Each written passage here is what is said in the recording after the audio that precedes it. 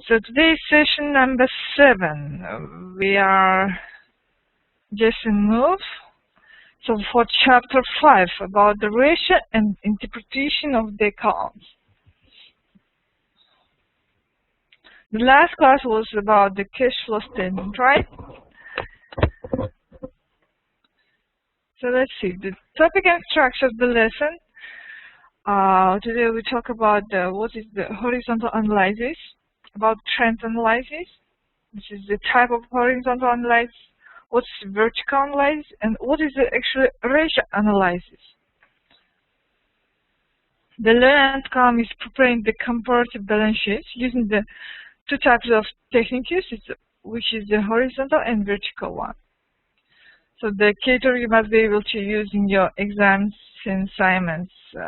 Let's see, the trend analysis, horizontal, what's the profitability ratios, liquidity ratios, asset management ratios, and debt management ratios. So today class about the qualitative and about the quantitative analysis.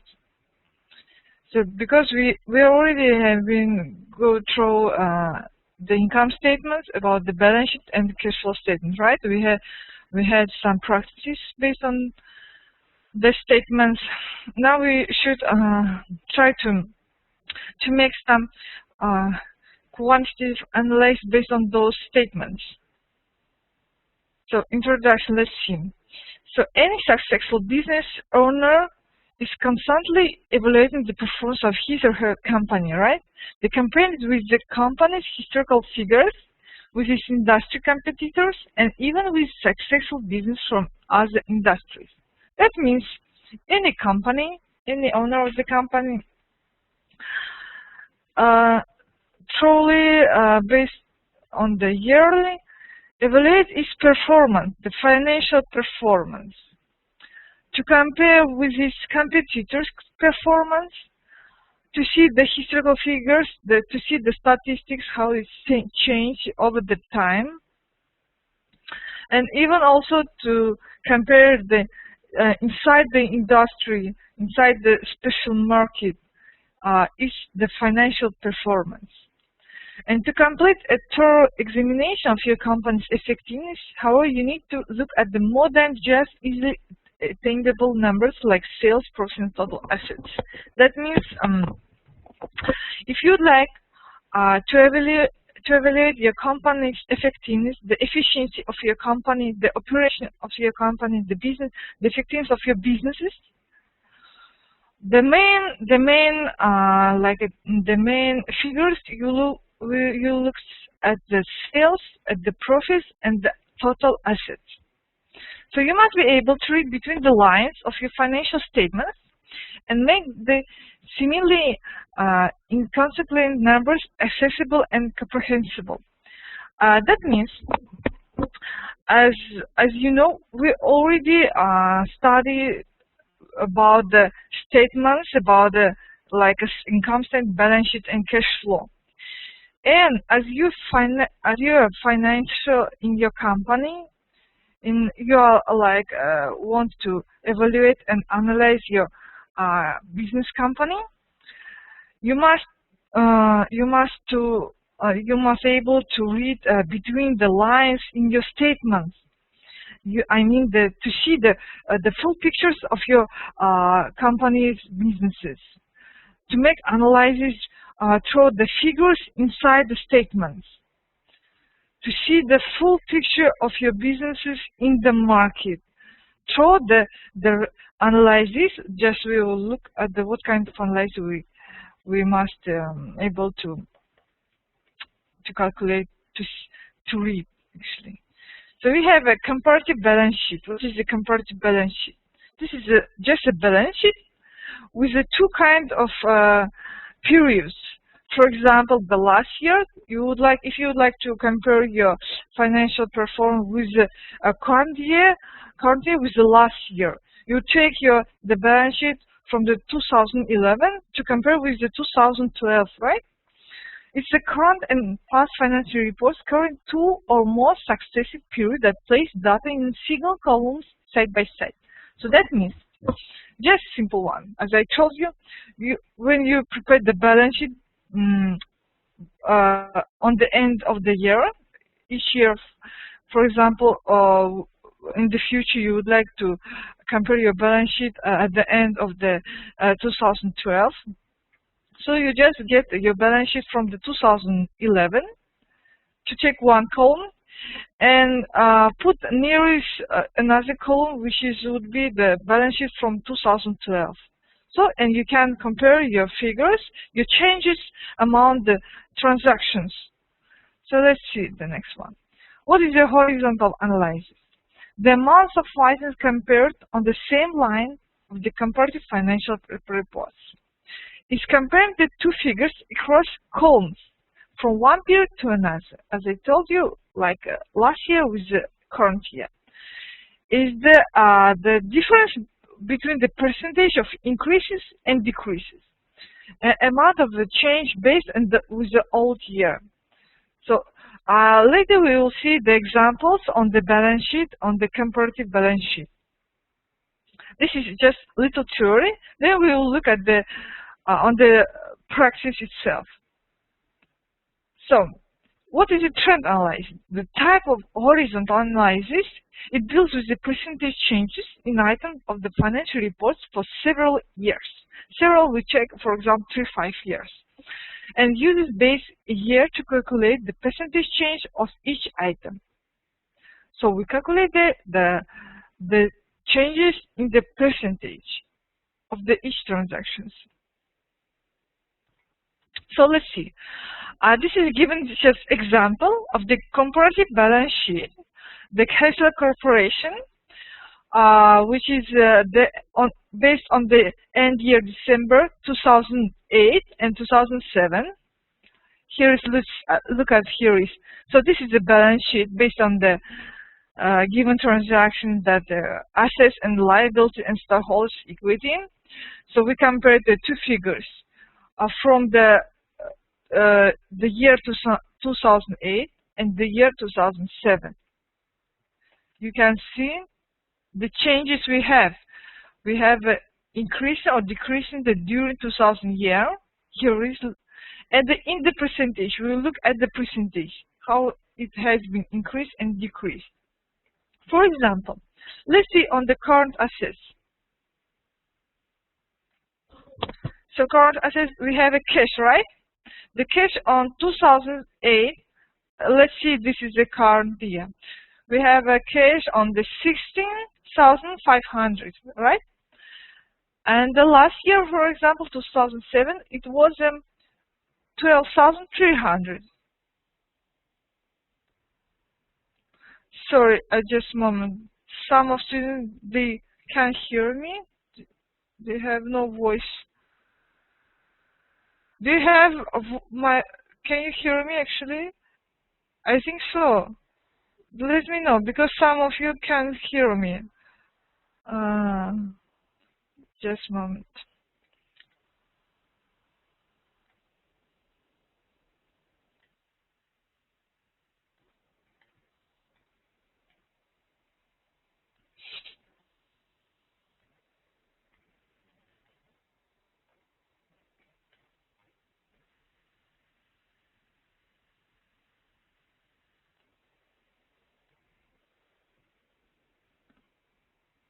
Yeah, some of you say that voice is clear. Some of you say that,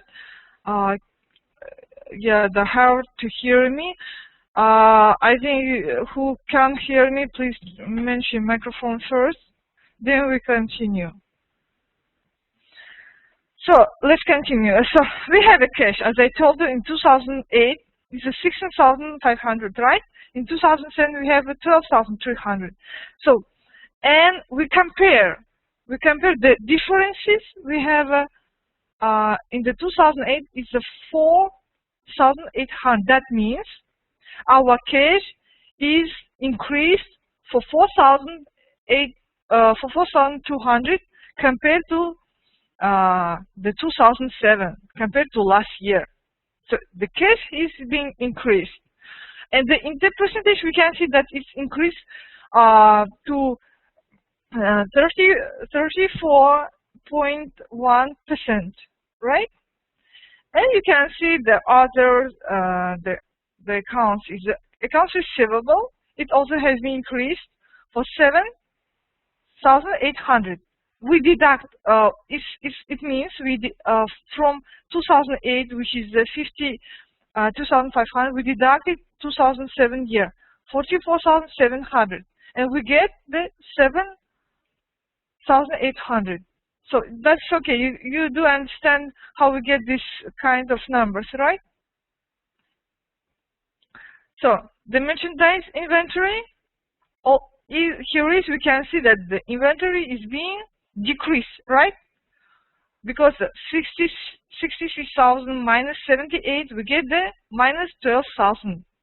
So the inventory is being decreased for 15%, right? So the prepaid expenses we can see is being increased for 3,600. The percentage we calculate, you should know how to calculate the percentage. Just you check so here is our the base year is 2008. We take, or with the 2007, we compare the 2008 with the 2007. So we take the 2007 as which is equal to 100%, right? Is a base year. You must remember, is a base year. Is a base year. Just wanna type for you. So this is just a calculation, simple one, and then you calculate how much it has been increased in 2000 year, which is current year. This is simple calculation with the math. So, and we can see here is we have some increases, some decreases, right, in the corporative balance sheet. In the total, we have a total assets. Let's see, we have increases for 25,200, right? It's a 5.4%. So let's see on the liabilities. The liabilities also being increased. The notes payable, which is increased for 18,000. The accounts payable, which is increased 16,500.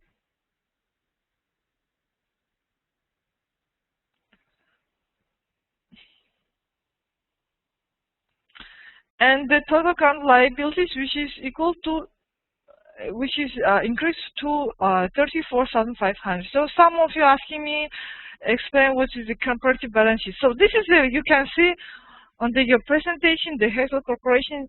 This is the example of the comparative balance sheet. When you compare two periods, for example, the current year with the last year. And the horizontal analysis, the horizontal balance, when you compare the figures between, for example, the cash with the 2007, you compare with the cash 2008. This is a simple one. By the horizontal lines, you compare by the rows, right? So let's see the next one. What is the vertical analysis? We have the definition of the vertical. The comparing items in a financial report by expressing each item as a percentage of a certain base total. This is different one. So let's see, we have example someone. So here is the example of vertical analysis. You remember, just wanna back on the horizontal analysis. We compare, just wanna repeat for you, we compare each accounts with the difference between the time period with the current year, with the current year with the last year, for example. Here is, as I told you, we compare the cash we have on 2007 is 12,300, and we have a cash in 2008 we have for 16,000. So, and difference we have increased in the cash for 4,200, right?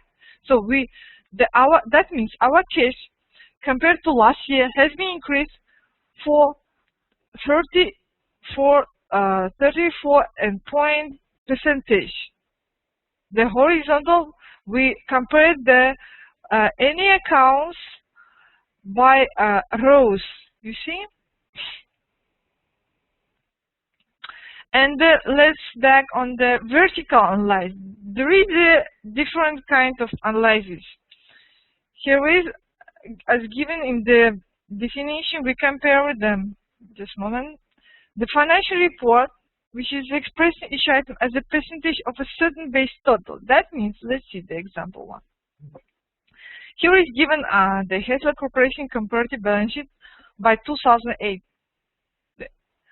So here is, for example, the cash given as a 16,500 is equal to 3.3% from the total current assets. That means, so we take as the total current assets with total assets we take as the 100% of the balance. And inside of the total assets, inside of the 100%, we have a cash which is equal to 3.3%. We have a accounts receivable which is equal for 10.6%, and so on. And which is the most taken part is the office equipment, which is equal to 70.9%. And same we do with the liabilities and equities. So here is, let's see, the total liabilities and equities equal to 100%. What is inside of this 100% we have actually? Let's see. We have a notes payable which is equal to 14.5%, right? The accounts payable which is equal to 9.1%. The most taken the part is the total stockholders equity, which is equal to 76.4%. So we compare the we compare the what kind of accounts is taken more places inside of the total assets or inside the total liabilities and stockholders equity.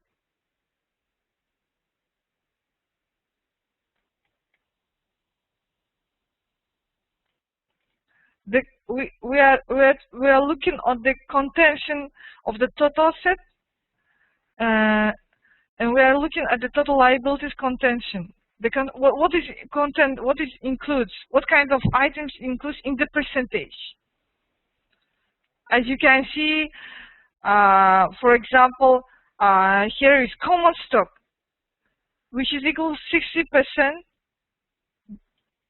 It contains inside of the total liabilities, right? So this is the vertical analysis. Vertical, that means the words by the vertical, the straight word is the vertical. You analyze through the, not through the periods, through your accounts, the contents of your accounts. Yeah, that's clear, right? So next one, we have a lot of those things to see. So here is our company, the comparative income statement. We can do the any horizontal or vertical analysis based on the income statement, based on the balance sheet, and based on the cash flow, based on the all three forms of the statements, of the financial statements. So let's see, we have an income statement which is for the year end December 31, 31st, 2008 and 2007. Right? Here is income statement. We have a net sales. In 2008 we have 12,215. In the 2007, which is the base year is taken, is 8,880. And we have increases in the 2008 for 3,370. This is same as we did with the balance sheet, but this is the income statement. We also can do analysis based on the income statement to see how our net sales has been increased or decreased, to see our cost of goods sold to compare with the last year. Is being increased or is being decreased? To see our profits, our general and administrative costings, our expenses, interest expenses also we can compare. Here is taxes expenses also can compare. So this example is clear, right? This example as an example with the balance sheet, but we do as with the income statement. This is a horizontal analysis. And let's see that. So here is another one. This is a vertical analysis based on the upper company income statement. Also, as we look at the vertical analysis on the balance sheet, this is the vertical analysis on the income statement. Here is same thing. So we can see we check as the net sales, which is equal to 100%.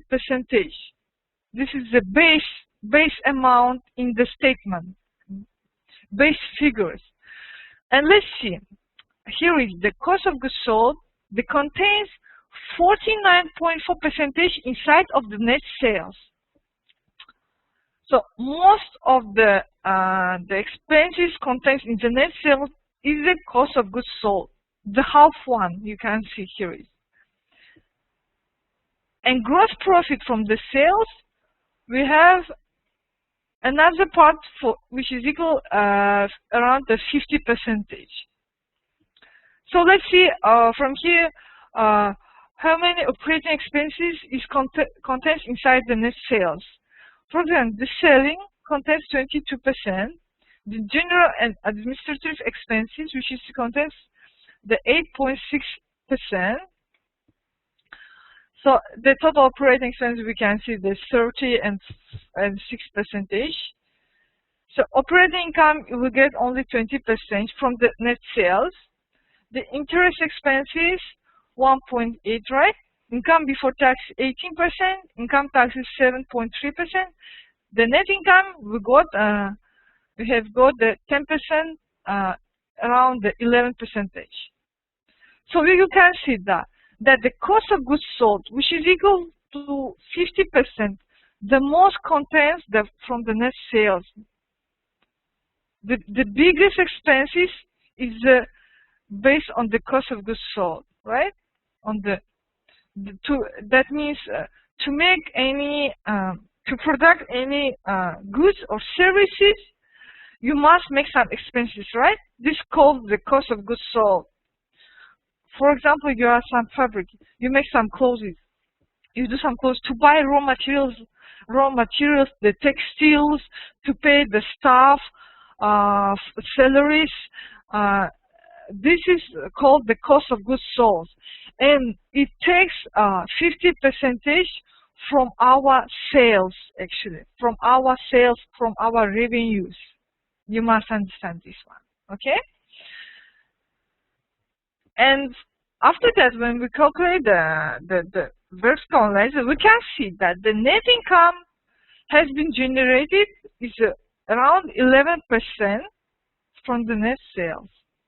I have to say that is a good result, actually, on the upper company. When you have a net income, the positive net income is already good results, right? So I think this is clear, right? The vertical analysis based on the income statement. Let's see the next one. Actually, you don't worry. We will have some practical exercise based on this analysis, the vertical analysis and the horizontal analysis. I give you some exercise and we try to solve them to compare the figures with the time periods and with the contents. So what is the common size statement? This comparative report in which each item is expressed as a percentage of a base amount without a dollar amount. The common size statements where we compare the reports, which means the income statement, the balance sheet, we compare based on the percentage only, not by amount, only percentage. They can be used to compare the companies of different sizes.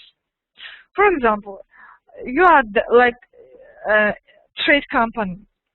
If you would like to compare your business to see the financial performance of your business for this year, you can compare with your competitors. Get another one trade company, same as that one, or you can get as a benchmarking the leader market in your business, the leader in the market, and compare each figures with your figures.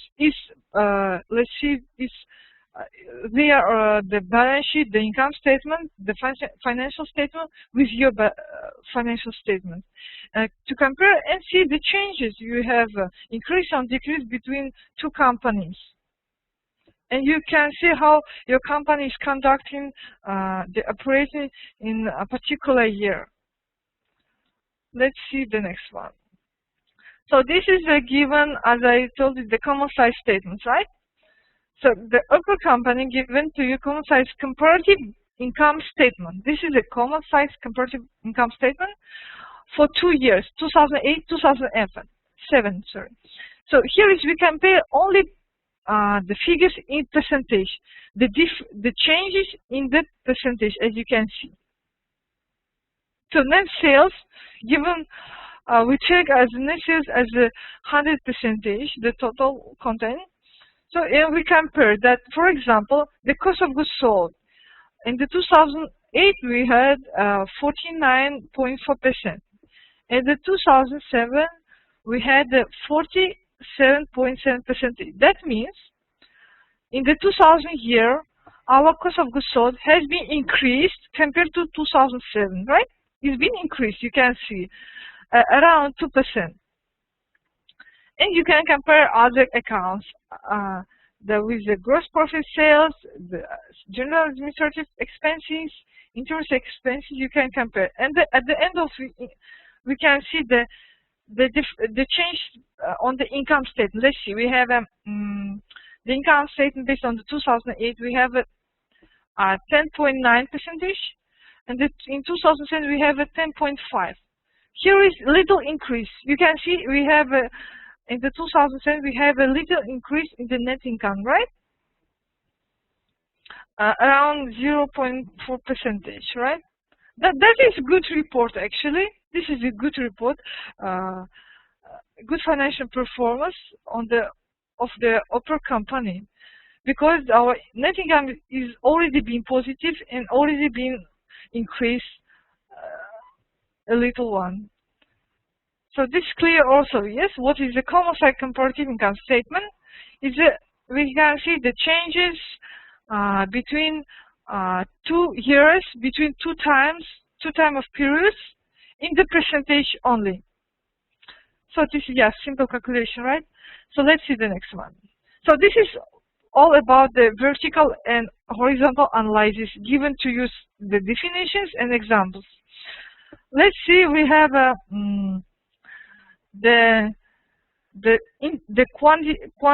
qualitative analysis, like a ratio analysis. Maybe you have been hearing about what is ratio analysis. We will calculate the 4 different types of ratios: the liquidity ratios, the asset management ratios, debt management ratios, and profitability ratios. Let's go through the introductions. What actually ratio analysis?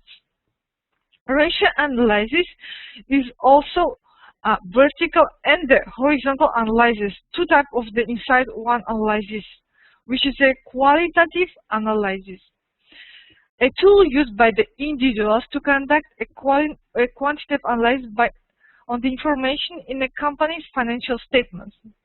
So the quantitative analysis of the financial statements. The ratios are calculated from current year numbers and are then compared to previous years, other companies, or the industry, or even the economy to judge the performance of the company. So you use the ratio analysis to compare your numbers, your figures, with the current year, with the previous year, or with your competitors, or even with your, as here is given, in the economic changes. So let's see the next one. The examination of the relationship between the 2 numbers of sets of numbers on the financial report. That same definitions. So the ratio analysis can indicate how well a company conducts its business. That means we use the tool of the ratio analysis to indicate, to identify, to see how well your company, your organization run your business. The comparative ratio analysis helps you to identify and quantify your company's strengths and weaknesses. So based on the ratio analysis, we can see our strengths we have in the company or our weaknesses. We evaluate our financial position to understand the risk you may be taking, to understand the risk we are taking in the businesses. So this is very interesting and very important ratio analysis we use in the businesses. So also the ratio analysis is primarily used to compare the company's financial figures over a period of time. That the method sometimes called the trend analysis. Sometimes we call the ratio analysis as a trend one. Through trend analysis, we can identify the trends, the good and bad, and adjust your business practice accordingly. That means we can see the good and bad results in the businesses. We can compare our trends compared to economics and compared to competitors. And you can also see how your ratios stack up against other businesses, both in and out of your industry. That means you just compare your figures, your financial performance with your competitors, let's say. So, there are several considerations you must be aware of when you compare the ratios from one financial period to another, or when you compare the financial ratios of two or more companies. So, you can use the ratio analysis to compare through the time period. Let's say you check the current year and you compare with the last year. Or you can compare with other companies. So if you are making a comparative analysis of the company financial statements over a certain period of time, you make analysis by the time. Make an appropriate allowance for any change in accounting policy that occurred during the same time span. That means when you do some analysis and you compare the figures, you must remember what kind of changes is being accounting policies. As you know, our accounting policy could be changed over the period, and you must taking that as a note what kind of change is being taken in the current period. Also, when comparing your business with others in your industry, allow for any material difference in accounting policy between your company and industry norms.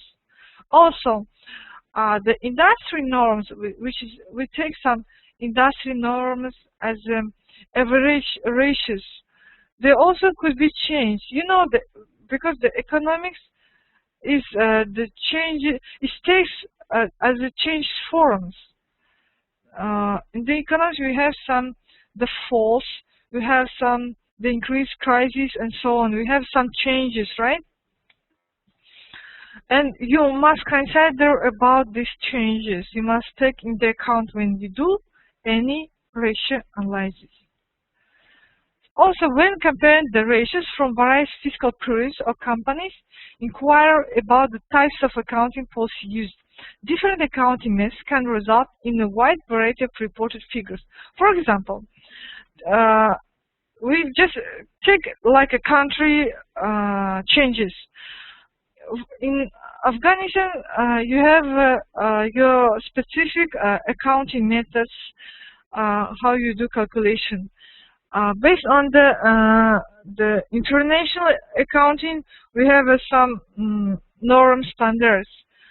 And if you would like to compare the Afghanistan company with some international company, you cannot just compare you cannot just simply compare the figures with your Afghanistan company with some international US or Europe company, because you have a different account methods, you have a different accounting policies, right? Your economics also are different. The level of the economics also are different. you must consider about the changes, the difference between your country accounting methods and the principle and policies with the other one, with the international one, with the other country, for example. Also, determine whether ratios were calculated before or after adjustments were made to the balance sheet or income statement. This is, this is simple one. The accountants, they do some adjustment to the balance sheet. They correct their balance sheet. They correct the income statement during the year, right? And you must consider about these adjustments. And carefully examine any departures from industry norms. What it means, carefully examine any departures from industry norms. For example, in Afghanistan, let's get like a grocery businesses. For example, the grocery, the food and grocery business, right? You have some. For example, you have some monopoly company, which is a large company, the huge company in the country. And you have some standards, small and medium company, gross companies, right? And you are like a medium one. You'd like to compare your businesses with your competitors. And the industry norms would be, includes the all type of the companies, like a small, medium, large one. And when for example, the large company has been bankruptcy, is went from the business, from the market, as some monopoly company, big one, you also must consider it will get a change to the industry norms in total one.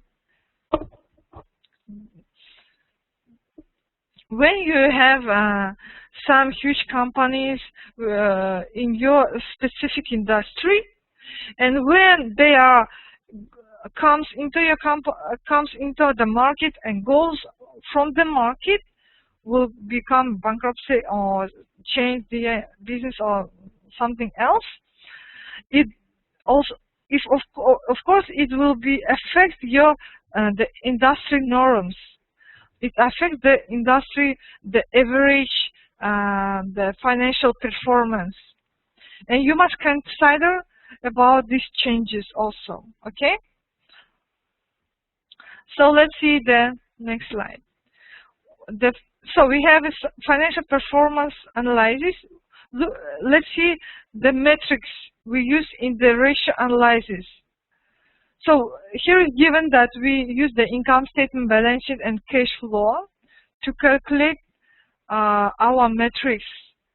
The ratio is classified into 7 categories.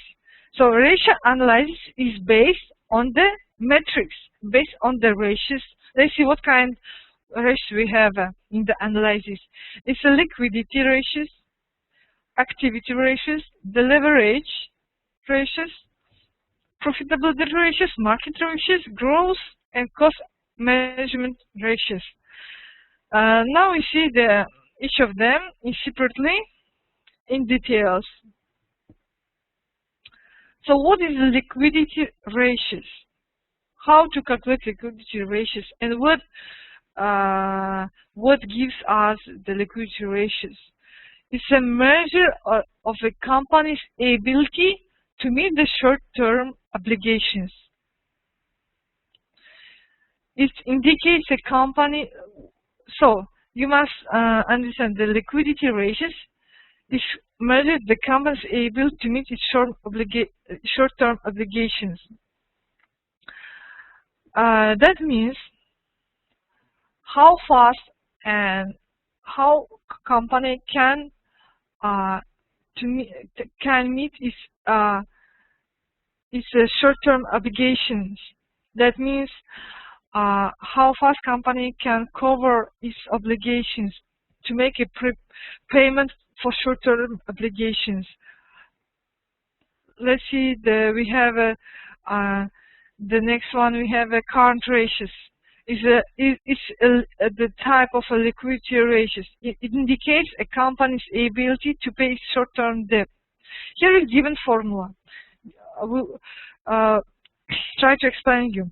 Here is the current assets divided on the current liabilities. That means, you remember in the balance sheet we have our current assets, which is the cash, receivables, right? And we have our current liabilities, the accounts payable, and so on. Yes, the current short-term liabilities. And based on the balance sheet, we calculate how much the current assets can cover the current liabilities. And let's see, we have here is the figures given to you. For example, our current assets are equal to 28,815, and the current liabilities, which is equal to 13,600. So we do calculation. We divide our current assets on the current liabilities, and we get the amount which is equal to 2.12, right? This is the metric. This is our current ratio. That means our current assets can cover our current liabilities 2 times and more than it. Okay?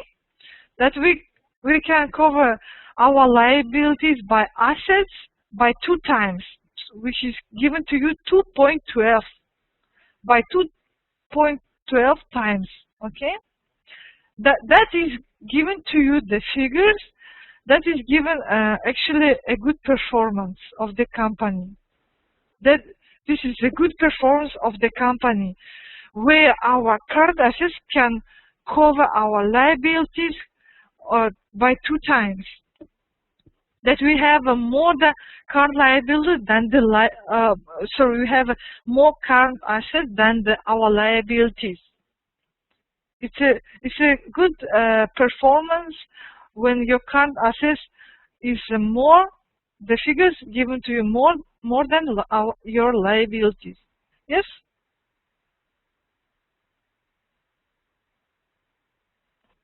So let's see the next ratio. So do you understand this current ratio? That means it indicates the company's ability to pay its short-term debt.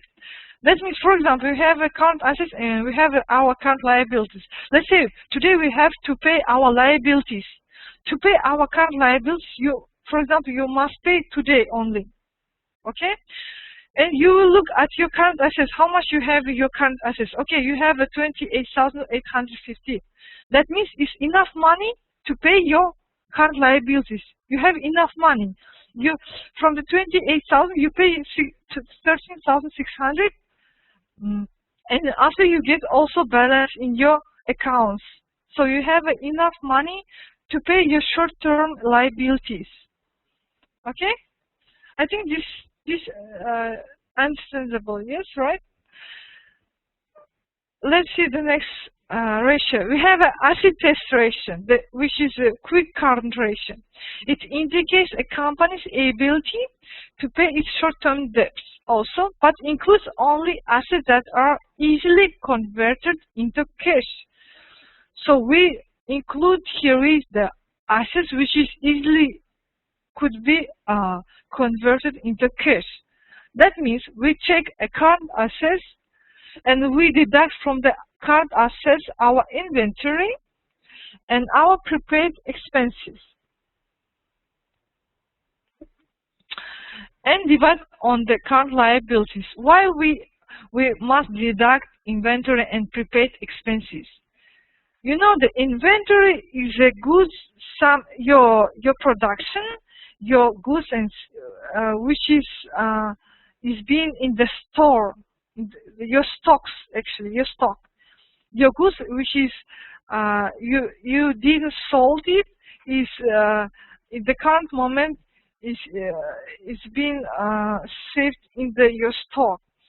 Of course, this kind of inventory, your goods which is having been sold, is let's say it's difficult to sell quickly, right? You must find the suppliers, you have to find the customers, and so on. It takes a time. So, and you have to deduct it from the current assets to get asset test ratio, to get the assets which is easily converted into cash. And prepaid expenses, same with the inventory. So here is based on the formula, we have a calculation.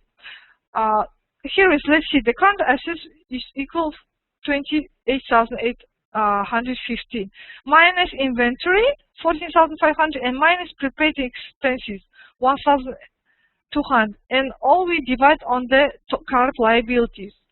So, and we get the result is 0.97, around 1%, around around to 1 metric, around to 1 ratio. This is actually already a positive result. Yes, if it's positive result, it's already good performance of the company, and it's equal around for 1. That means you have enough cash money to pay your current liabilities.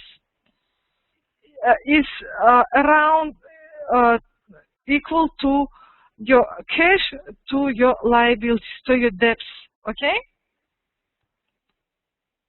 that means you have enough current assets, enough cash money in your accounts to pay your short-term debts. So let's see the next ratio. We have also asset management ratios. They are measure how effectively a company is using its assets, how the company is efficiently and effectively using its assets, the current and fixed assets. Let's see. We have an accounts receivable turnover. That indicates number of item accounts the receivables are converted to cash within a given period. The indication of effectiveness of the company's credit policy. This turnover, the accounts receivable turnover, is some of the indication of the effectiveness of company's credit policy. That means it give us a picture of your company's credit policy. Here is given a formula. We check net credit sales and we divide on our average accounts receivable. How we calculate the average accounts receivable? Here is given to you. We take the beginning balance figures plus ending balance figures and divide on the 2. This gives us average accounts receivable.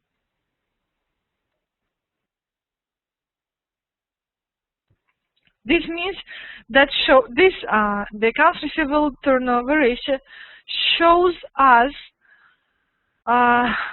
show us how we can convert our cash inside any period. Say let's see the example 1. Here is right. Here is given to you the net credit sales, which is equal to 99,000, and we divide on our average accounts receivable. The beginning balance is 9,750, and the beginning and the ending balance is equal to 8,700, and we divide on the 2 to get the average accounts, right? And we we have got the metric, which is equal to 10.73. What that means? That means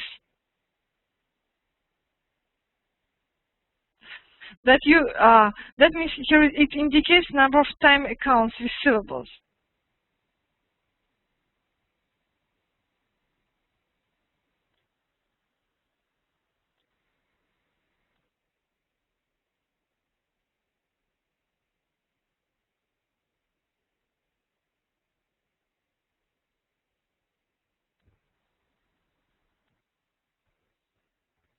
That means here is just moment.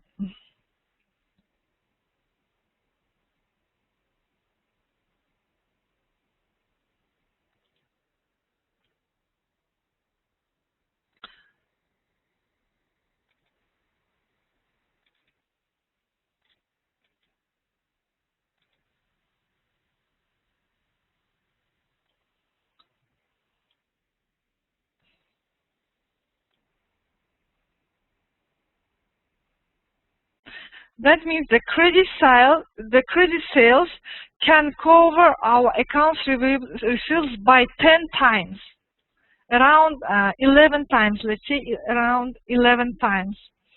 That we have our credit sales. That means, okay, we have having sold some products based on the credit. That we haven't get our payments. We given a credit to our customers. Okay, we sell on the credit, based on the credit. We haven't get our money on our accounts. And also you have some accounts receivable that you have an accounts receivable. That means you must receive some money. You must receive some money. And it shows how your credit sales will cover your accounts receivables. The money, which is the money, should become into your accounts, and which is you have to pay. And you can see here is that we get the result, which is equal to around 11. That means your credit sales can cover your accounts receivables by 11 times. Okay? That means you have enough credit sales to cover your accounts receivables. This is also a good performance. It's already a positive one. And it shows that we can easily cover our accounts receivable. So let's see the next one. We have an average collection period. What is the average collection period? Also, there's some performance, the financial metric, which shows how quickly monies owed are received from customers. They measure how effectively a company collects its accounts receivable. That means how fast the money we receive from our customers, how fast we can receive our receivables. We take 365 days, which is equal to 1 year, and divide on the accounts receivable turnover. Okay? So, and we can see how fast we can get our accounts receivables. That we haven't get our payments, right? You remember, based on our balance sheet, we have an accounts receivable. How fast we can get our money from our customers, because we haven't sold those products based on credit, and we haven't get this money yet. We will get it in the future, and this formula shows us how fast we can collect our money. Okay, and here is given to you. For example, 365 days we divide on the 10.73. You remember, this is the accounts receivable turnover. This is previous amount, previous metric, and given to you 34 days. That means during the 34 days you will receive your accounts receivable. This is a time, this is a given time that you can get your accounts receivable. That means this time, during this time, you will get your money from your customers, your payments from your customers. Okay? So is this clear, average collection period? That means how quickly you can get your money from customers, how quickly you can collect your receivables. Okay? Let's see the next one. We have inventory turnover. It indicates how quickly inventory moves off the shelf. That means how quickly inventory can be sold, and how well a company sells its products, how fast and how well we sell our products.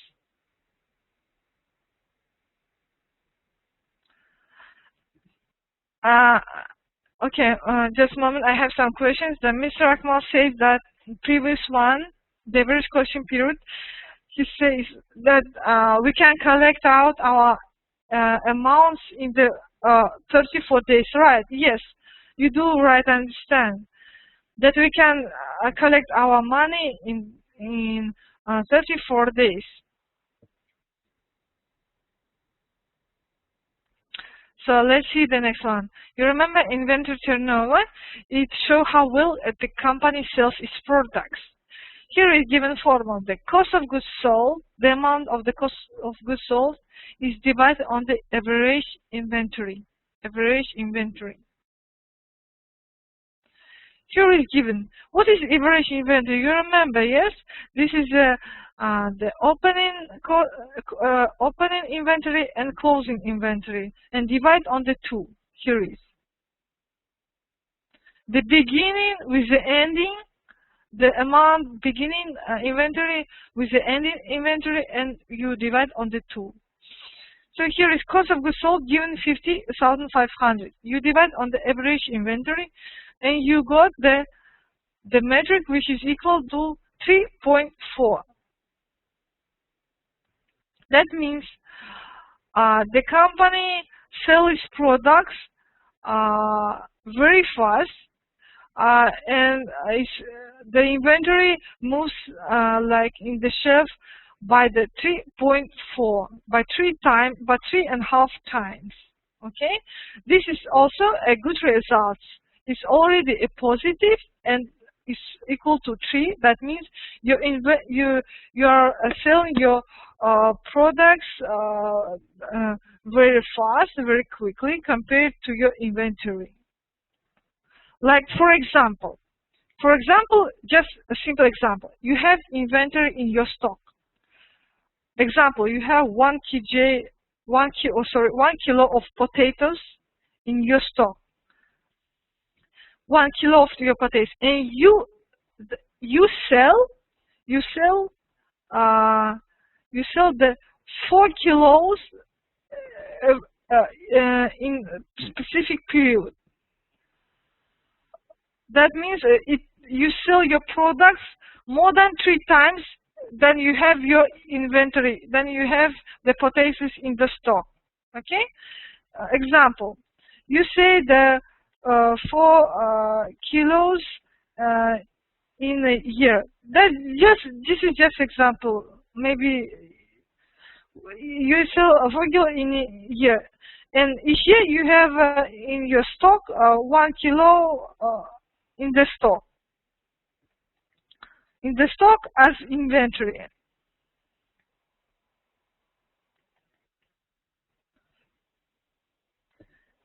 Here is.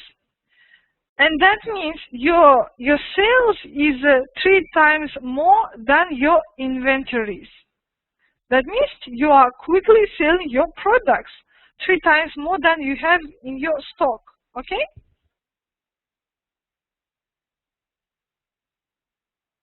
Okay, this is, you can understand. Yes, you sell each year 4 kilo of potatoes, and each year you have in the stock 1 kilo only.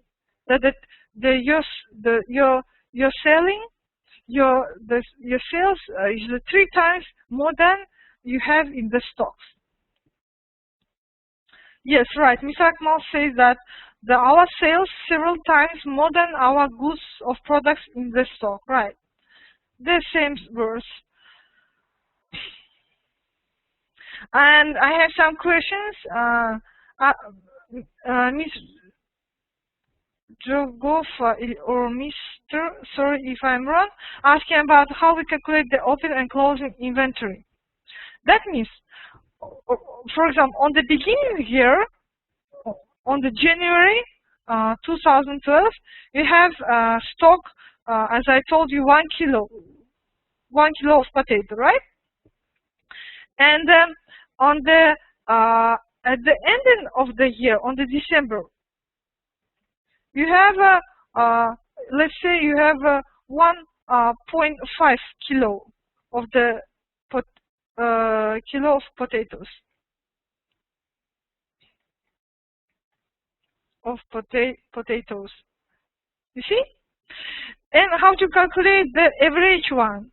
Of course, 1 plus 1.5, and you must divide it on 2, and you will get the average inventory. Okay? Average stock. This is the formula. Yes, right. So just the beginning opening inventory on the starting year from the January, you check it with the ending, which is December one, and you'll get the average one, the beginning plus ending, and divide on 2, and you will get your average inventory. Okay, this is how you do calculate the inventory turnover. Let's see the next one. We have asset turnover. That indicates how efficiently a company uses its asset to generate sales. Helps measure the overall efficiency. So this is very important ratio because it's the measure overall efficiency of the businesses of your company.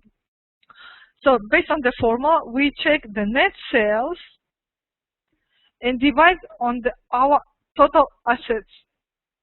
The net sales, you remember net sales, this accounts we take from the income statement, right? Net sales.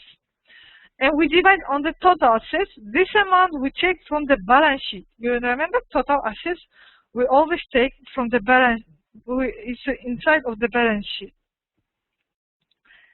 And okay, here is, give an example. Your net sales equal to 99,000, and you divide on the total assets, which is equal to 43,750, and you have got 2.26.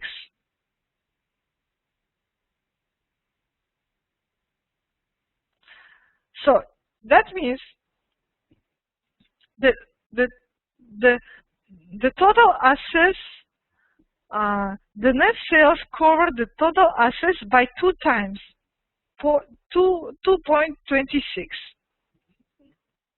That means that your net sales is let's say is a bigger, more for 2 times than your assets. This is already a positive result. This is a good performance when your the asset turnover equal to 2 and more than in. The net means net assets is 2 times bigger than the total assets in overall.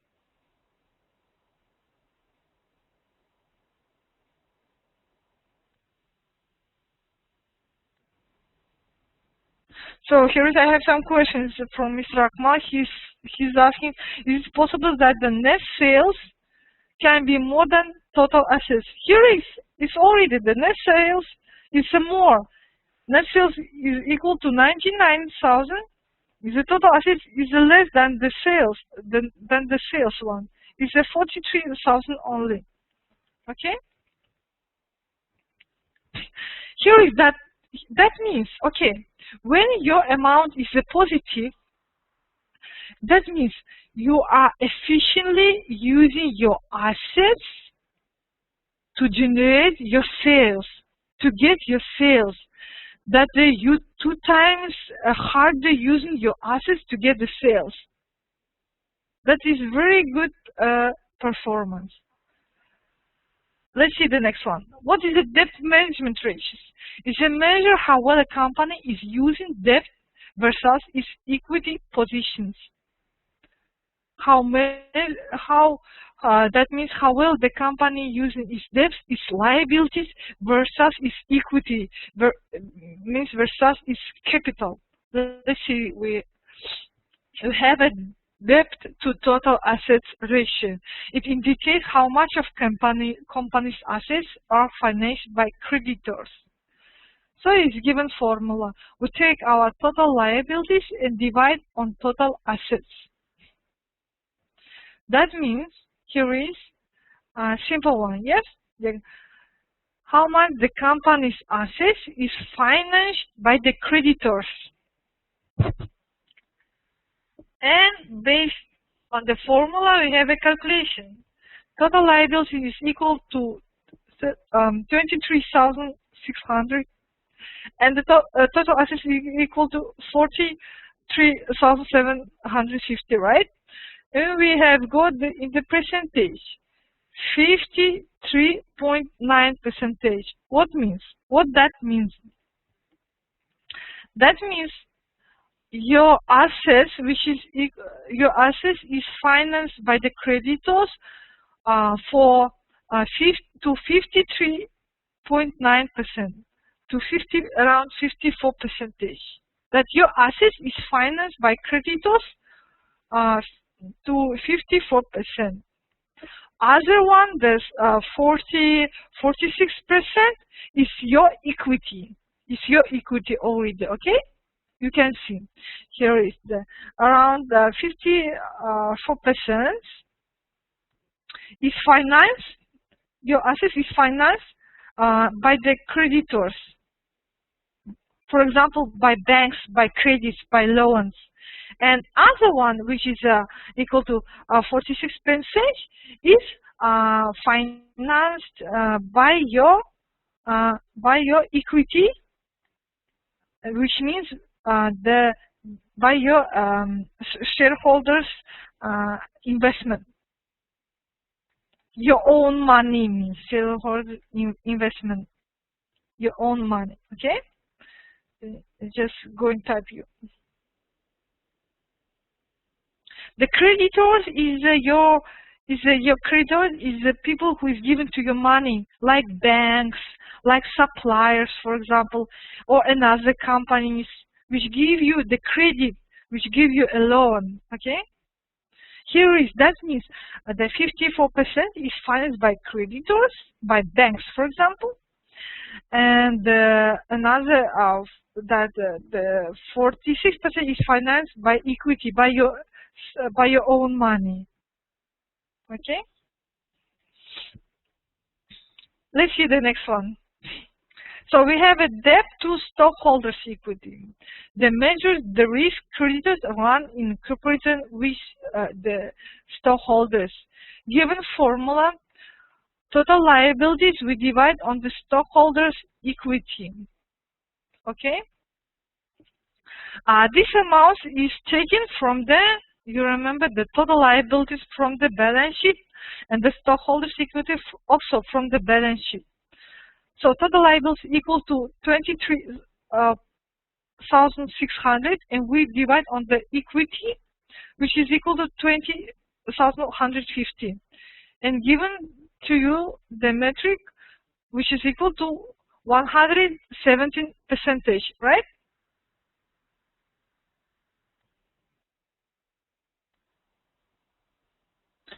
So this is given a risk that the creditors run in comparison with stockholders. That on the 117%, you have a risk on your liabilities. You run your businesses, okay?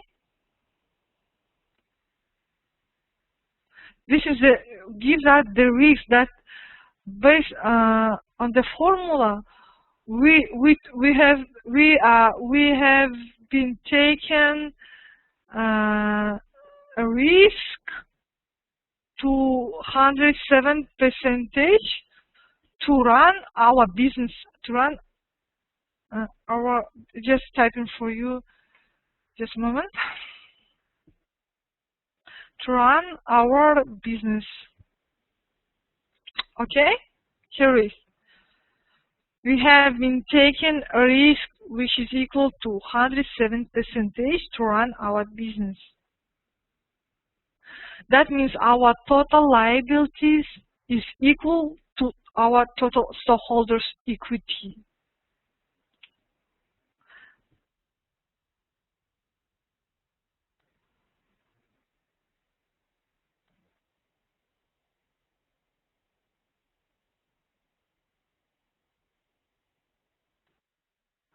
So I have some, okay, well,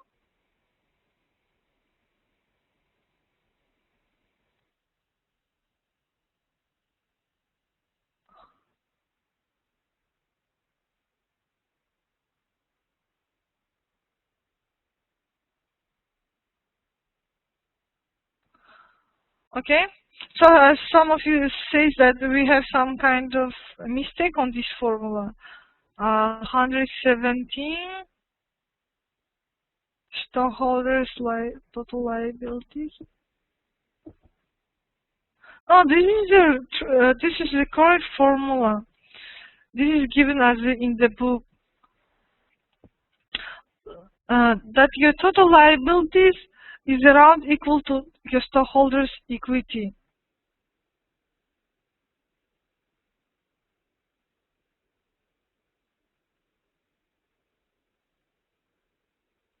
That means inside the stockholders' equity, you have total liabilities, which is already taking all the parts of your liabilities. Okay.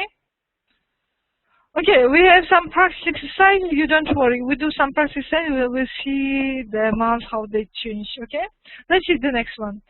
We have a times interest earned, also the ratio, that indicates the degree of risk to lenders that the company will default on its interest payments, which is sometimes called the interest coverage ratio. We check the income before tax and interest expense and divide on the interest expense. So, sorry, I have some questions related to previous one. Yes, this is a formula. Yes, sorry, this is a formula in the percentage actually. It's missing. Sorry, it's missing that after 20,150 you must multiply to 100%. Okay. Yes, to multiply to 100%. Sorry, it's formula right, but missing some figures. Right now I can see. Yeah, before I haven't see this mistake. Just like, sorry.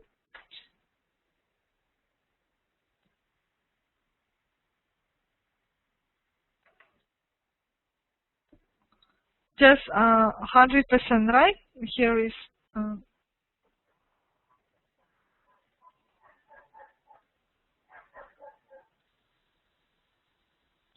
If you can see, I will. Don't worry, I will correct it. Okay. Just missing the times on the 100%. Okay. But this the amount is given are true. The 117%. The amount is correct. The calculation, yes, correct. Yes, let's see the next one. The times interest earned, the interest coverage ratio, that indicates the degree of the risk to lenders that company will default on its interest payments. That means how we can cover our interest expenses. We check the, let's see, we check here is that we check our income before taxes and interest expense and divide on interest expense. How much we can cover our income by the interest expense? How much how much we can cover our interest expenses by the income? Here is given to you that income before taxes equal to 70,900. We divide on our interest expenses, which is equal to 4,550, and we get the metric, which is equal to 3.9. That means that around 4 times we can cover our interest expenses by our income, which is before taxes and interest expenses. Okay, 4 times we can cover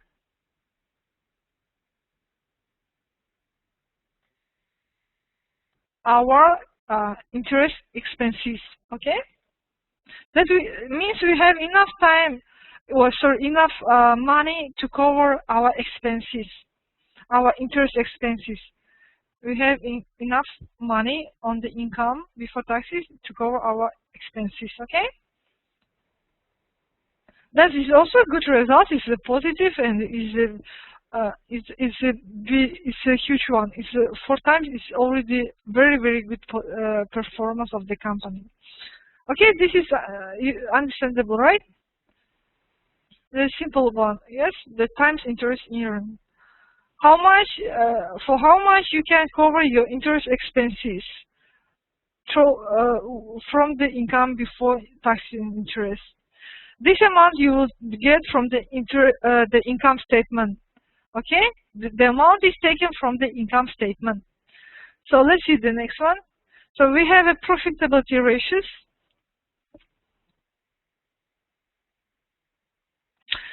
Which is a measure a company's ability to earn profits. Okay. So we have a gross profit rate. That indicates how well net sales cover administrative and selling expenses. How well we can cover our expenses. Let's see. Here is given formula. The gross profit, we divide our net to our net sales. Okay. So the gross profit equal to 48,500. We divide to our net sales, which is 99,000. Given to you 49%. Here is also missing the some figures. You must multiply to 100. Okay, you must multiply to 100%. Sorry, I will correct these formulas. So that means it's also a good result. That is 49%. That means our net sales can easily cover our administrative and selling expenses by 49%. Okay.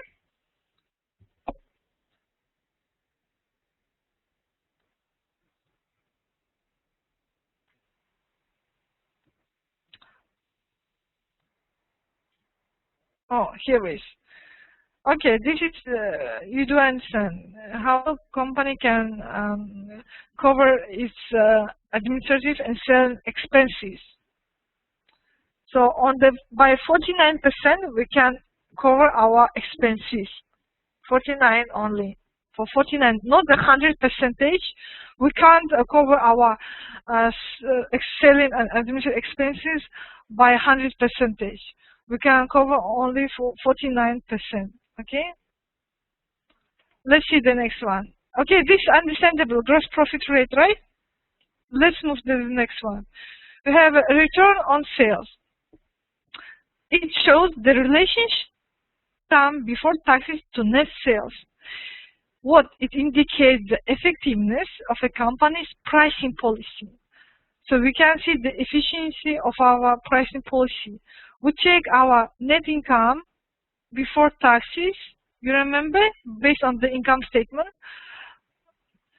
we check the net income before taxes and divide on the net sales. And here is calculation. The 13,350, which is the net income before tax, we divide on net sales, which is equal 99,000, and we have got the 13.5%. Here is also missing. Okay, the missing, missing the percentage, which is times 100%. Okay.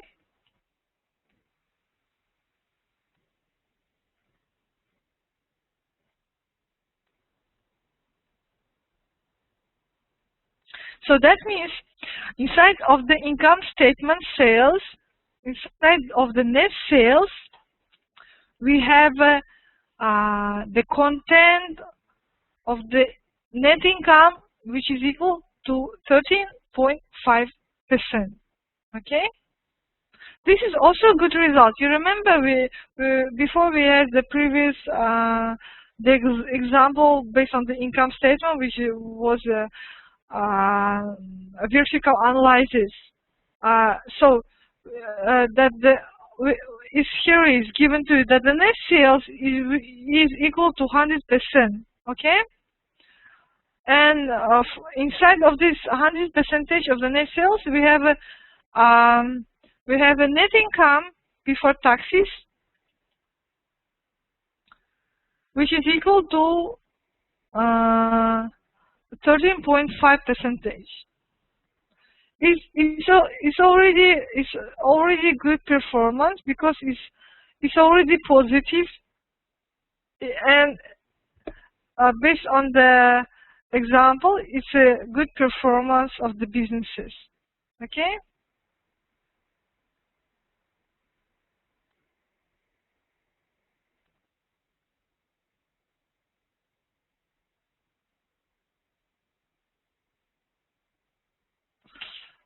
So that means your net sales is equal to 100%. And inside of this net sales, you have a net income, which is equal to 13.5. It shows the pricing policy, the effectiveness of the pricing policy. When it's positive, it's already shows that you have a good pricing policy. How effectively you sell your products. Okay, let's see the next one. We have a rate of return on total assets. So the measures how wisely company has invested in and managed its assets. We have two ways to compute the the rate of return on total assets. So they show the investment, the efficiency of our investment. We check let's see, we take the net income before interest and taxes and divide on our total assets. Or another way, we check return on sales. You remember, we have a return on sales in our income statement and multiply to total asset turnover. Okay, here is calculation given to you. Yes, okay, the net income before interest and taxes, which is equal to 70,900, and we divide on the total assets, 43,750, and we've got the 40.9%. That means in the total assets, we have a net income before interest and taxes, which is equal to 41%. Okay, that will show our the efficiency of our investment. That means it's a good result. That means we are using our investment efficiently, very efficient, using our total assets very efficient because it's equal to 41%.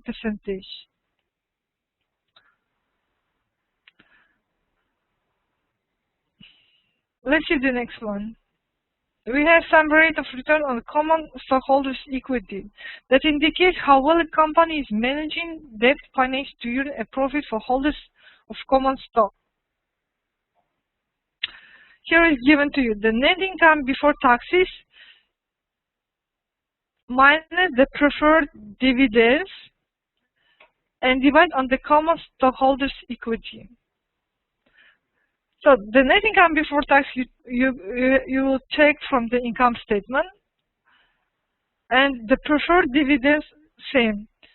And okay, here is based on the formula is already given calculation that the net income before tax minus preferred dividends is equal to 13,350, and divide on the common stockholders equity 20,150, and you have got 66.3%.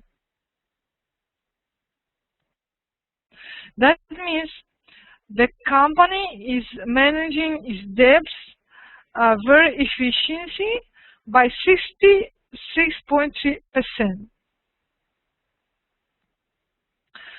That means the net income before taxes minus preferred dividends is equal to 66.3%. Okay. That is also very good results. Actually, how you can understand that is good or bad results? We have special industry norms, which is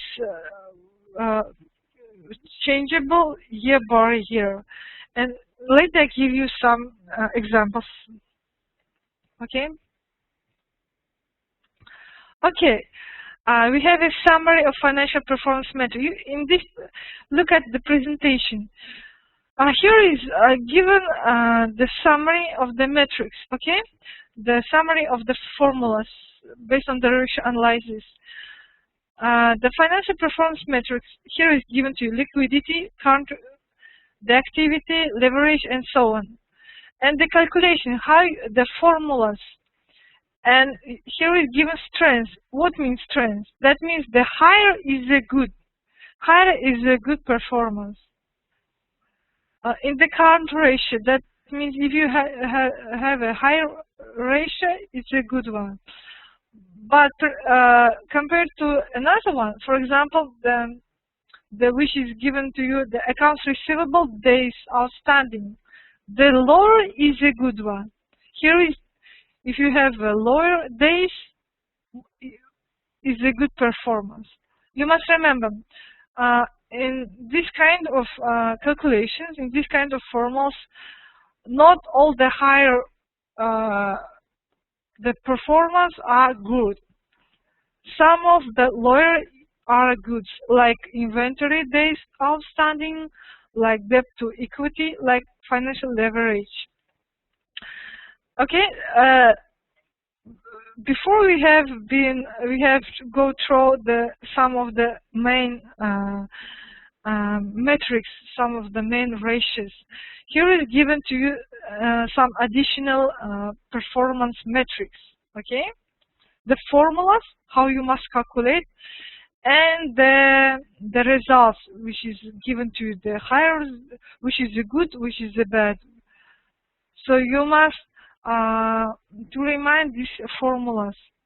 The next, next slide is the continuous of these metrics: the profitability metrics, the market metrics, the dividend yield. Okay, you just can print these formulas and just to prepare on your exams. These formulas will help you to solve the assignments and on the exams. Of course, the best way, if you remind in your mind all these formulas. Try to remind the main one. So as you remember, I told you we have some special the industry norms of the metrics. You don't know, for example, we do some calculation of the ratios, okay? The liquidity or current ratios, we do some calculations, but we don't know it's a good performance or the bad performance. And based on the industry income expense statement, based on the benchmarks, based on the international some like benchmarks, the industry norms, standards, we can see that is a good, our company's performance are good or bad. Let's see. Here is given to you the food services and drinking places. This kind of figures given to you based on the food service and drinking places industry. Okay. Let's see. This is just benchmark for you.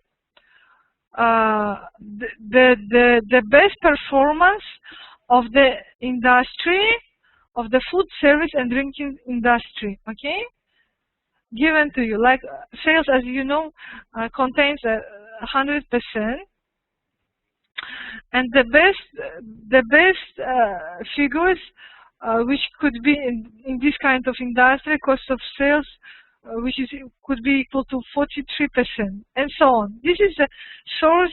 Here is, you can see the source given to you. You can go to this website and choose your type of industry, and you can see the best benchmarks, the norms for ratios. Let's see the next slide. This is industry balance sheet. Same food service and drinking places based on the balance sheet.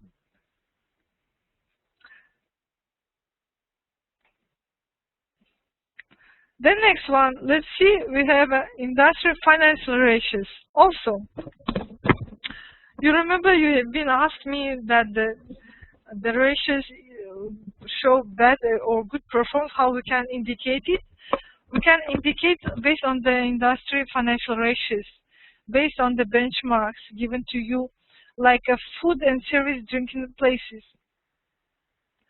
That the return on sales, the good performance when you have been done calculation is equal to 0.13%. The return on sales 0.18%. The return on net worth, which would be equal to 0.47%. The quick ratio, which is asset ratio, is already good performance if it's equal to 0.60. If it's more than it, it already means that your performance is better than the standard norms. Okay. For example, based on the benchmarking, the current ratio is equal to 0.85%. If you have equal to this amount or more than in the current ratio, you're already conducting very good. This is the limit, or let's say the minimum figures of the ratios. Okay, if you have inventory turnover is a good, based on the benchmarking industry is equal to 60%. If you equal or more than it, it's already a good performance, and so on. The asset sales, same with the total liabilities net worth. Okay.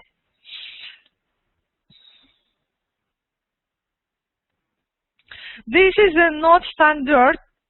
This is a benchmarking. That means this calculation taken from the leading companies in the industry, from the leading huge companies, from the leading corporations. Okay. And you must remember this, the ratios. This is the benchmarking ratios. They can be changed over the period. This is given to you for 2008. For 2012, maybe it's already different norms. Okay, it could be changed by time. Okay, by industry, or by let's say by economy, by country. If you want to compare the between the companies between different countries, you check one kind of industry and you would like to compare between the countries. It also will be different. So, and you must consider about it. If you do the comparison between your inside of your country, between your companies, it's a good one. But if you check your the country company and you do comparison with the international benchmarking companies, the results would be already different one. You will get the huge difference, huge changes, and you must consider about these things. Okay. So let's see the next one. And as I told you, based on the source, here is the given to you the website. You go through this website and you can choose any industry you are interested in.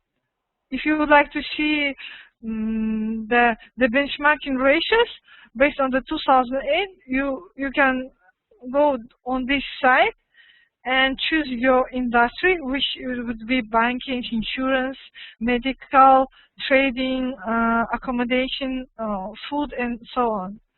And you can change any of them and can see the ratios. You must remember that the ratios, they are changed every year. The norm, the standard norm for ratios change every year also based on industry and based on the levels of the countries. Okay, based on the industries, based on the economies of the countries. So let's see the next one. So what we have on the next one? So we have some quick review questions. This is the homework assignment. The homework assignment, the accounting, based on the homework assignment given to you based on the accounting ratios. So you, based on this income statement, you have to make a ratio analysis. Let's see the question number 1. The harvester, the name of the company, sells the spare parts for agricultural machinery, and his financial statement for the years have been summarized below. So, given to you income statement for the year 6, year 7, and year 8. Year 6 means year 2006. Here is income statement given to you for 3 years, and is summarized by the sales on credit. You can see less cost of goods sold, the opening stock purchases, the less closing stock. You remember opening stock and less closing stock, that gives us the inventory turnover. If you would like to calculate the average turnover, you must take opening stock plus closing stock divide to 2. So gross profit given to you, less expenses, then loan interest and loan interests, the net profit given to you. Okay, let's see the next one. Okay, and also given to you the balance sheet of this harvester company for 3 years, year 6, year 7, and year 8. The capital, less drawings, loans, current liabilities, banks, creditors, fixed assets, current assets. Okay. So, and the question here is, let's see. The question here is the required. They calculate the following ratios in the respect of each years. A, the gross profit percentage on sales. B, net profit percentage on sales. C, rate of stock turnover by days. D, return on capital employed. E, the current ratio. F, quick asset ratio. G, the debt collection period in the days, and based on the closing debtors. So you have to calculate 1, 2, 3, 4, 7 kinds of ratios. And here is given to you the balance sheet on 3 years and the income statement for 3 years also. And you must do calculation for each year, okay? You do the calculation of the ratios for year 6, for year 7, and for year 8. And same with the balance sheet, year 6, year 7, year 8. So here is the 7 kinds of ratios you do calculation for 3 years. And then we will see the change. We compare we see the change of the ratios. So do you understand your homework assignment? Any questions so far? So any question related to homework assignment? Because you must be able to understand the assignment itself. Then because all those formulas on the ratios you already have in these presentations, how you should calculate. Okay?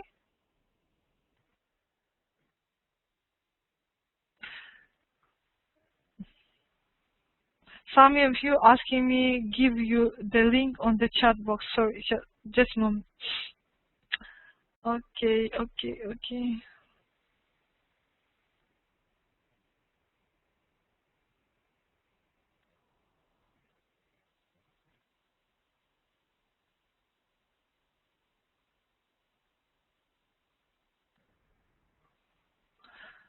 I want to give you the link to the industry benchmark ratios.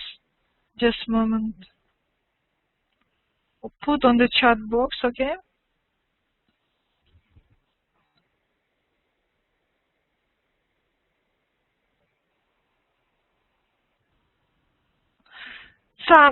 Some of you are not clear about the standard norm ratios.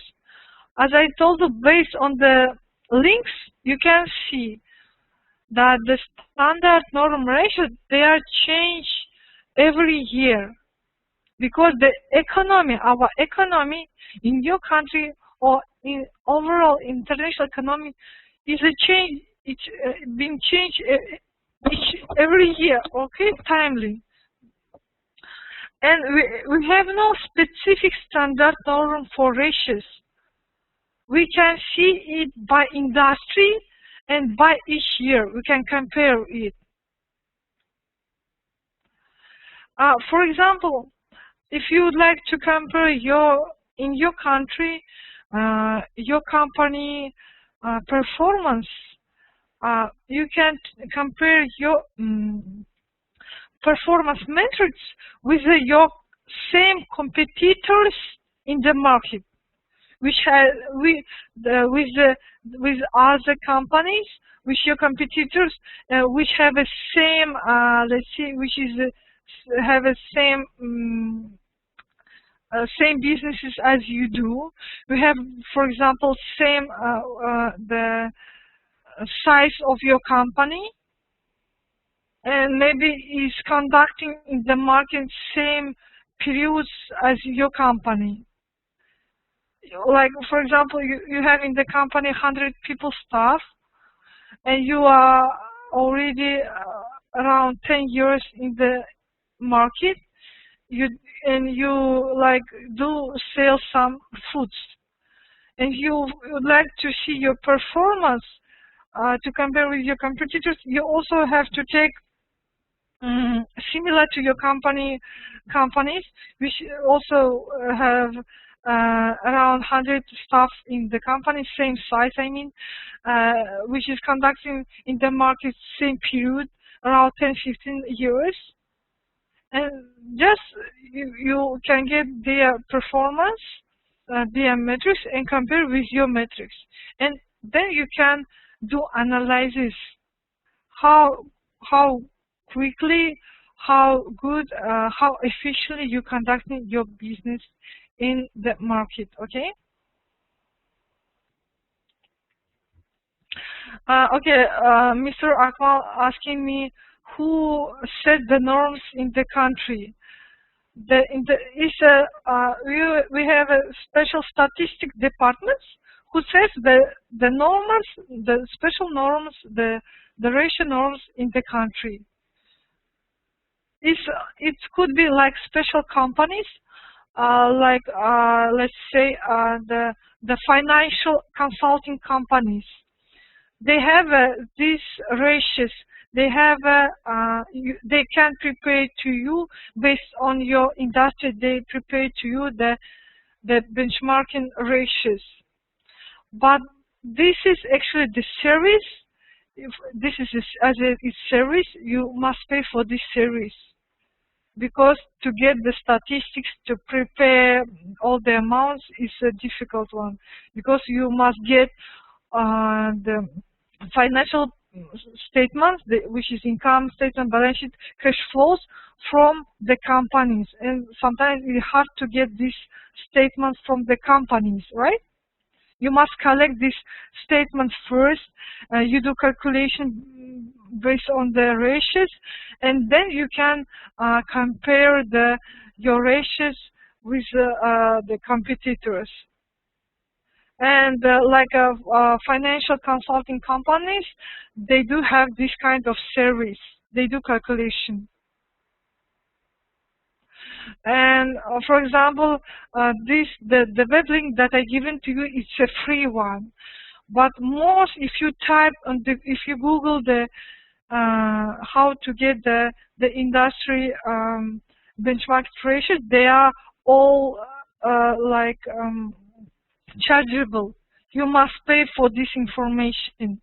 The free is very less you can find. And the free is, as I given to you, is 2008. It's old ratios, right? It's old norms.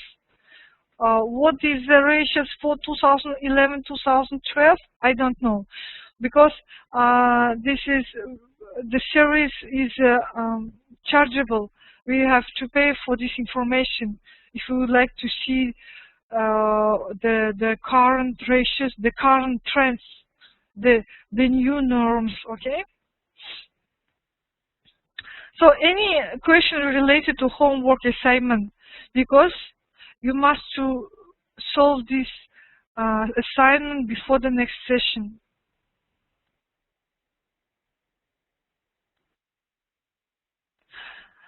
Some of you asking me where I did find the figures from the calculation. I just got it from the previous the balance sheet and income statement. Let's back on the previous one. Just a moment.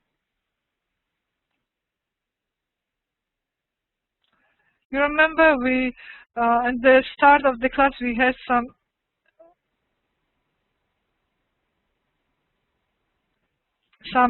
examples.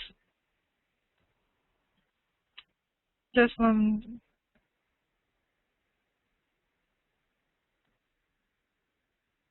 Okay. Okay, here is some of them taken from this, the Hessel Corporation comparative balance sheet. Okay.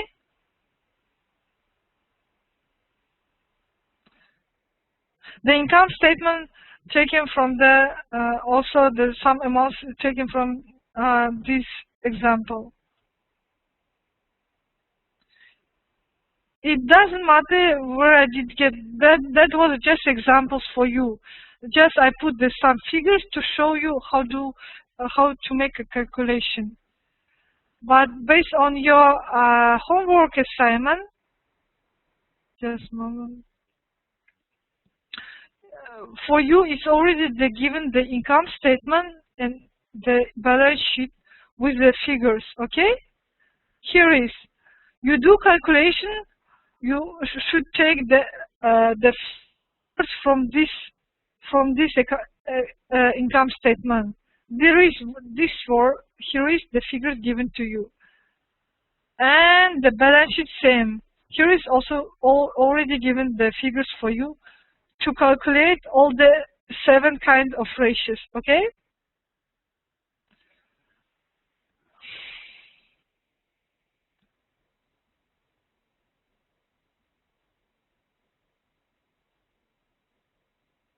So any questions?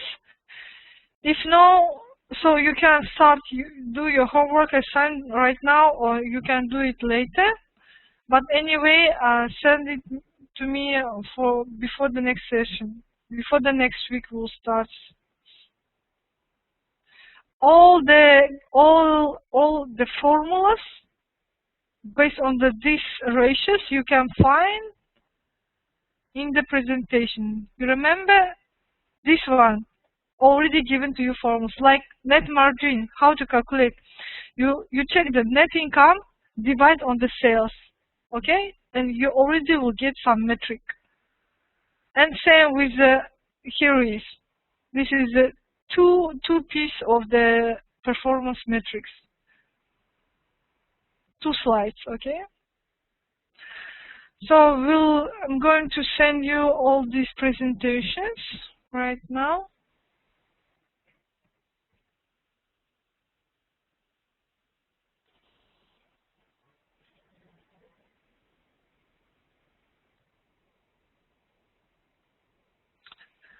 So we'll send you after class will be end. So it's already okay. So already 6 pages, right?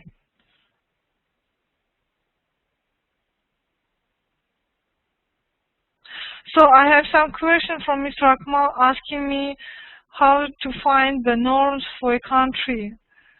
You can search by internet. If you would find by internet, it's very good. But if you can't find by internet, if you have some friends in the financial consulting companies, maybe they know, because in each country the norms are different compared to others, the rest of countries. So, and I cannot say to you the standard norms for all of country. There is no standard forms for all of country. Based on your country, based on Afghanistan, you can try search on internet. But I have to say, maybe you wouldn't find the information on this, because this kind of information, it seems as the financial consulting services, and all are chargeable, have to say. Yes. You don't worry. If you can actually, for example, if you working in the banking sector, if you can get the income statement, the balance sheet from a few banks, let's say in your country from 4-5 banks, and you can make calculations based on the ratios, and you already can get the standard norms for the bank industry in Afghanistan. You can do yourself this calculation. I mean, you can, if you like to get the norms in your country based any industry, you can, if you can get the statements like income statement, cash flow, and the balance sheet from a few companies, you already can do it yourself. It's not so difficult, but it takes the time to collect the information. As I know, the bank, for example, on the bank industry, as I know, the bank, they publish their income statement in the journals, the special journals, or the newspapers. So you can get the statements from the few banks from the newspapers, and do calculation for the ratio analysis. If you are interested in this ratio analysis, if you are interested in your specific industry, what is kind of norms you have in Afghanistan, you can do it yourself. Just get 5-6 companies which is related to your industry, which is same size as your company. If you can get the statements, just get the statement from those companies, and you can very simple do calculation and compare with your company, and can see how your company is conducting in the market in Afghanistan particular. You can see the efficiency of your businesses. Okay, so that's all. So any questions so far? If no question, we can end our class for today. After class, we'll send you this presentation and try to solve the homework assignment.